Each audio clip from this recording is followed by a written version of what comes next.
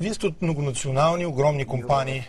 Възможно ли е все още добра идея на човек, който разбира от занаята си, или на студент, защо не, дигитален проект, да постигне тези резултати, които преди десетилетия постигаха компании като вашите? Как смятате лично? Absolutely. The digital landscape changes so very quickly.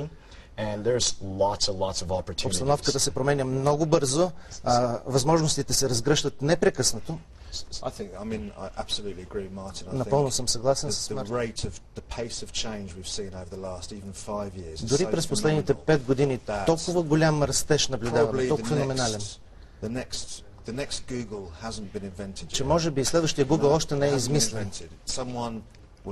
Може би съвсем скоро някой ще го изобрети. А може би е измислен, но ние още не знаем за него. Моите деца са на 8 и на 6. Те най-вероятно никога няма да купят хартиен вестник. Вие ще им разказвате. Толкова бързи са промените. Преди 6 години едно момче от Харвард създаде Фейсбук. И сега той е един от най-богатите хора в света. Да, виждаме го всеки ден. Така че със сигурност... Сега говорим за Warlocks и такива неща, така че да, непрекъснато се развиват тези неща. Добре, конкуренцията. Как се справяте сега? Конкуренцията е добро нещо. Добро е за рекламодателя, за потребителя.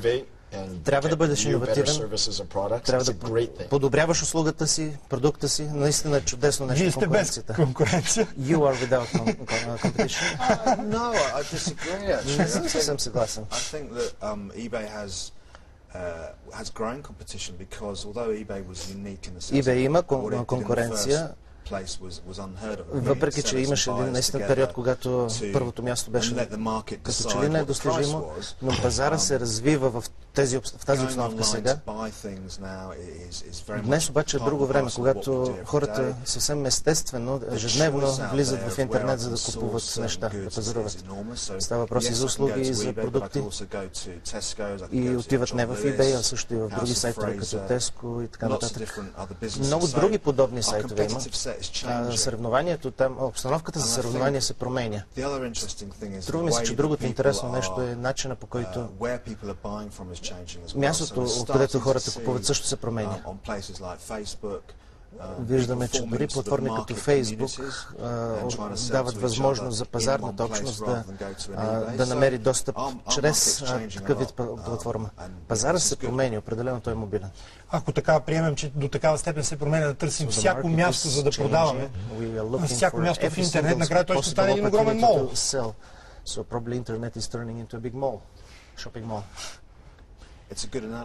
Хубава аналогия. Да, вие сте менеджери, вие се интересувате от маркетинг, от реклама, но креатива, говоря за дали хората на изкуството и хората на рекламата, които са в традиционните медии, независимо дали са електронни и вестници, и тези, които правят големите изписанията и големите билбордове, те навлезнаха ли с тази увереност, че такова развитие ще има в интернет, както в тези медии, както и вие менеджери?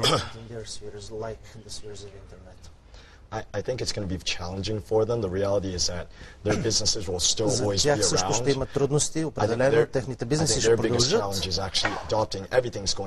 Но най-голямото им предизвикателство е, че почти всичко минава вече в дигитален формат. И въпросът е как ще успеят да приспособят своя продукт в дигитален формат. Вестници винаги ще има, телевизия винаги ще има, списания винаги ще има. Въпросът е под каква форма те ще навлизат и в веб пространството. Форматът на този бизнес ще се променя. В един смисъл ние ще сядаме, ще гледаме телевизия вкъщи, да, ще го има този семейен момент. Ние сме човешки същества, но все повече телевизията, ако можем да наричаме така, ще се представя по друг вид формати, като например във влака. В Япония, например, все повече можеш да виждаш майбар в медии, в транспорта в различни превозни средства. Развитието на вестниците също е интересно. Отдавна вече се говори, че те ще умрат, но не умират. Съдържанието ще промени платформата, ще промени формата си, иначе съдържанието на вестните ще остане. И все пак, за да работите, не е ли необходимо страната да е достигнала някакво ниво на развитие или региона да е достигнал?